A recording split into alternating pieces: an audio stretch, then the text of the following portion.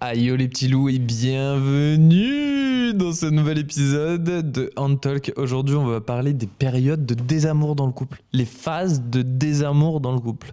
Non, parce que ça a été un sujet, je l'ai déjà fait, j'en ai déjà parlé sur mes différents réseaux et c'est un sujet qui a beaucoup interpellé et je pense que ça mérite d'être un tout petit peu éclairci. Voilà. Moi, je pense que c'est quelque chose qui est un peu tabou aujourd'hui parce que la plupart des couples se refusent de se dire que il y a certains moments où tu aimes moins la personne avec qui tu es, où tu ne ressens plus forcément cet amour intérieur et qui peut revenir plus tard. Et pourtant, ça a été qu'une phase. Qu'elle dure un jour, qu'elle dure une semaine, qu'elle dure potentiellement un mois. Des fois, c'est des phases. Et parfois, quand ça dure plus longtemps, il faut se rendre à l'évidence. Mais chérie, c'est que c'est terminé. Je croyais que mon micro n'était pas branché.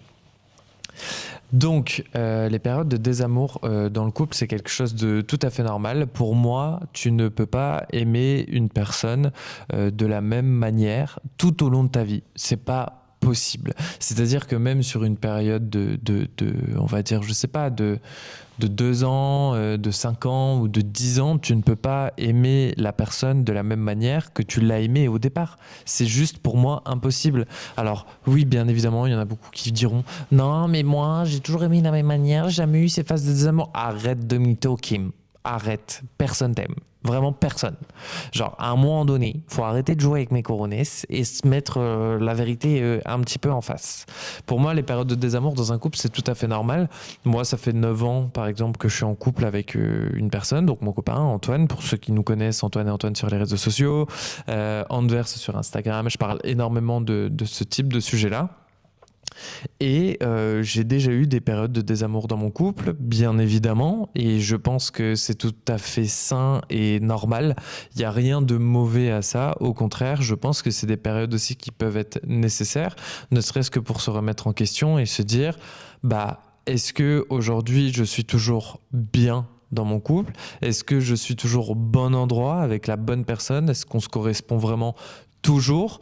Et c'est ça qui va te permettre de te rendre compte si c'est une phase ou non.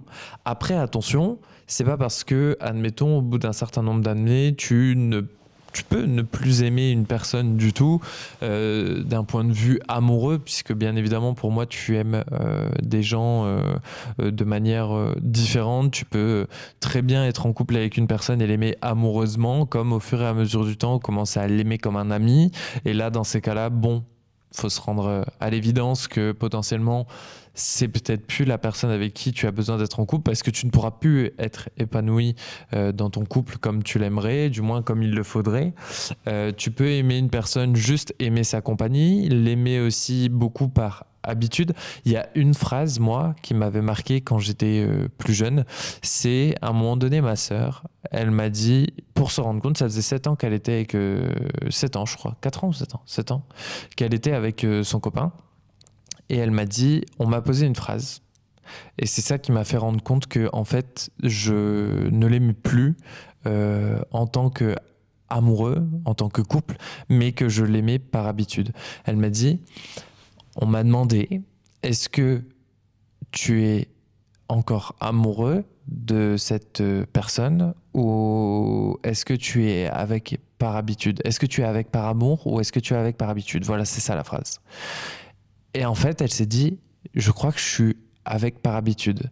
Et tu peux être, c'est bizarre, mais c'est là que tout l'amour est complexe aussi, tu vois. C'est que pour moi, tu peux être amoureux d'une personne pour la personne, comme tu peux être amoureux à l'habitude de la personne, aux habitudes que tu peux avoir avec la personne. Tu peux être amoureux du couple que tu as avec la personne, mais plus de la personne. Pourquoi? Et je pense que c'est pas forcément de l'amour, mais les sentiments se confondent. Pour moi, en fait, c'est plus que tu es habitué à un certain confort, à une certaine personne, à une certaine manière de vivre, à un certain comportement, à une certaine personnalité. Et en fait, beaucoup, ils se sont perdus là-dedans. En fait, je pense qu'il y a énormément de couples. Pour moi, déjà, de une, ça me paraît insane. Je pourrais jamais dire que Antoine, c'est l'homme de ma vie, que je vais passer ma vie avec, que je l'aimerai toute ma vie, machin. C'est même pas possible. Parce qu'en fait, même énormément d'exemples qu'on a pu avoir, que j'ai pu avoir, il y a des personnes qui se sont séparées qui, pour moi, jamais de la vie, ça allait se séparer. Genre mes parents, tout simplement, ils se sont séparés au bout d'une trentaine d'années de mariage et du coup, pas loin de 40 ans de couple. Et en fait, personne s'y attendait. Quand ils se sont séparés, on s'est tous dit, mais tes parents, moi quand je l'ai annoncé à mes amis, ils ont tous dit c'est pas possible. Genre tes parents c'était le modèle du couple en mode qui s'aiment trop et qui passeront toute leur vie ensemble. Donc en fait tu peux pas, pour moi de base tu peux pas. Vous avez vu, j'ai fait ça aujourd'hui là, et j'ai été aux urgences, il m'a percé un abcès que j'avais sur un kyste ignoble. Désolé pour ceux qui font juste m'écouter, mais en gros j'ai un gros bandage à l'oreille puisque ce matin j'ai été aux urgences, j'avais une inflammation de mon kyste qui me faisait extrêmement mal et il y avait un abcès qui était en train de se créer. Alors il m'a ciselé, je crois on dit, cisaillé, il m'a foutu un coup de cutter quoi, à l'intérieur là, de bistouri. Pour m'enlever tout le pus, c'était ignoble.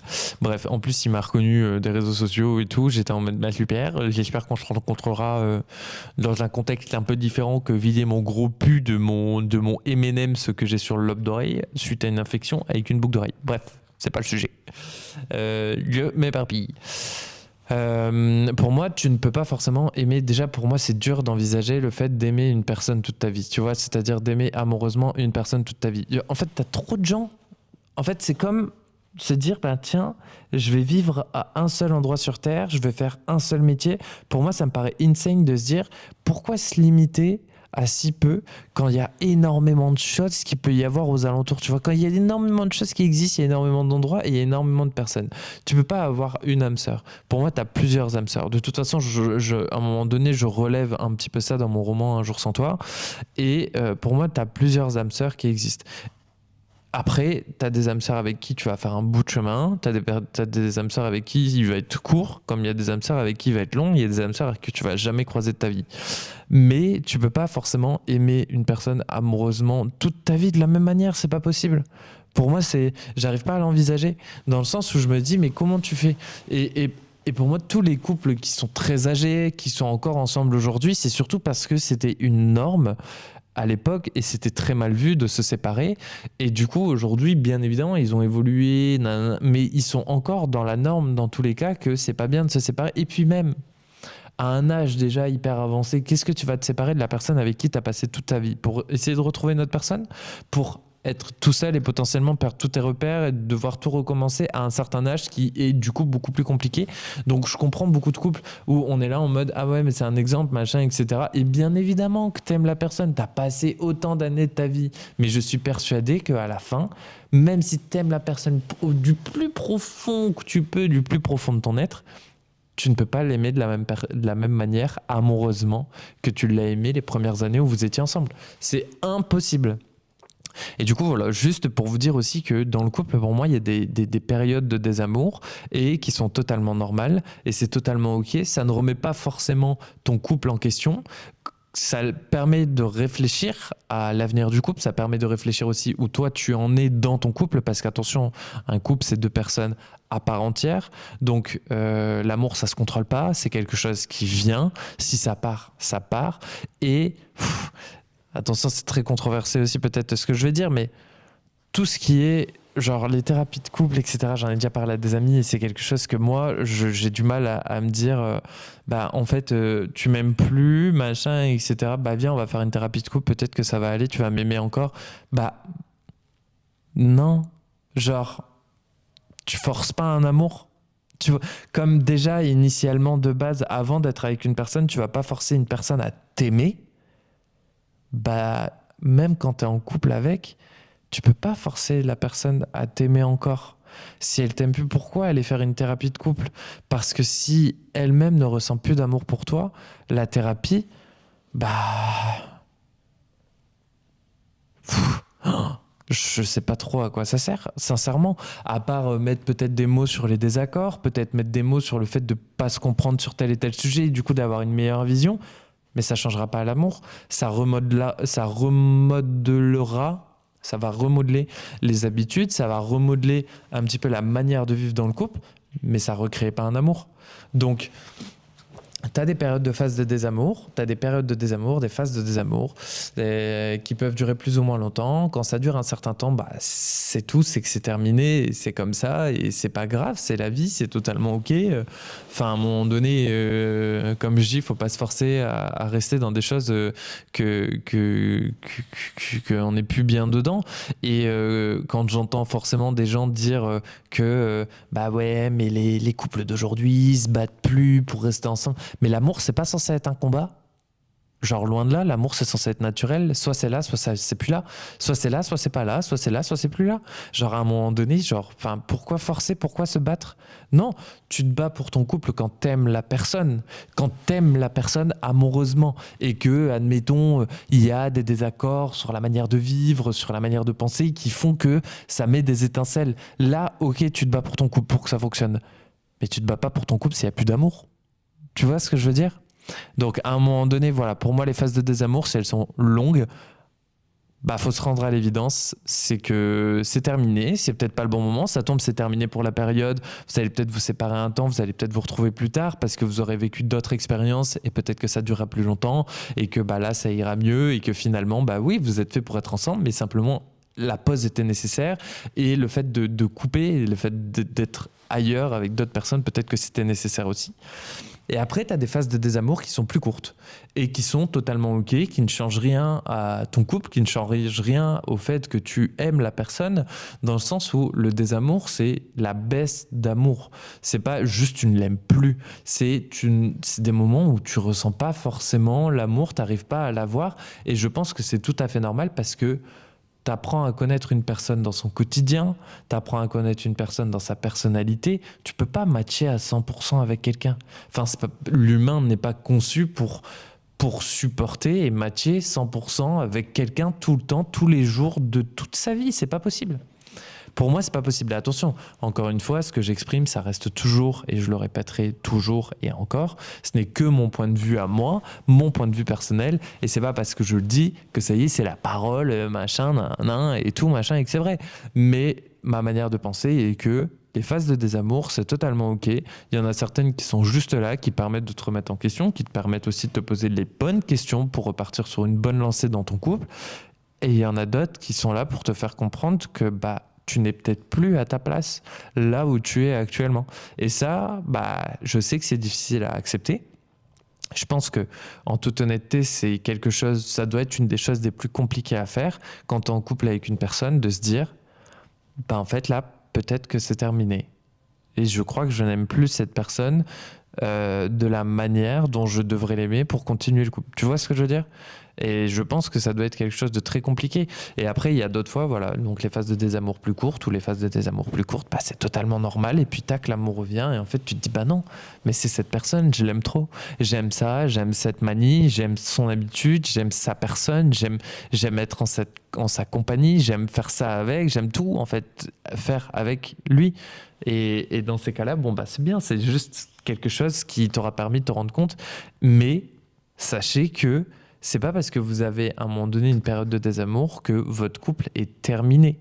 Genre, c'est totalement normal d'avoir aussi ces périodes-là de doute, de désamour, t'es un couple, t'es une personne, t'es un cerveau, tu réfléchis, bien évidemment, tu vis à ta manière, t'as une personnalité différente, tout.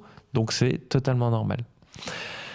Voilà, je pense que pour le sujet du jour, c'est plutôt pas mal, les périodes de désamour. J'espère que mon point de vue pourra peut-être en aider certains.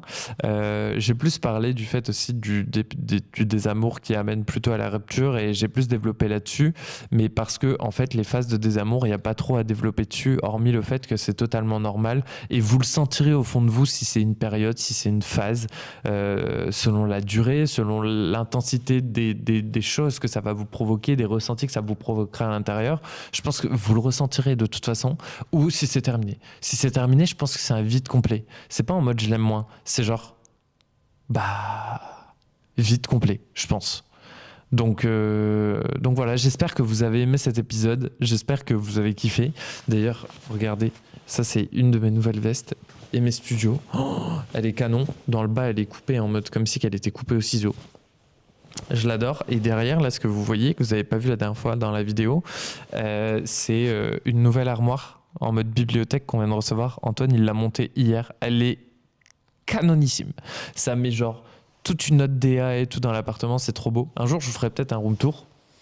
Bah, ce serait difficile en audio du coup, mais pour ceux qui regarderont la vidéo, je vous ferai peut-être un espèce de house tour pour tout vous montrer. Et j'espère que vous avez kiffé ce sujet. Il y en aura plein d'autres. J'ai plein de choses à dire sur plein de sujets différents, et je pense que la prochaine fois, nous allons parler de la tromperie, qui pour moi, il y a 2 sortes de tromperie, et il y en a une plus ou moins acceptable, et il y en a une qui n'est pas du tout acceptable. Ok ?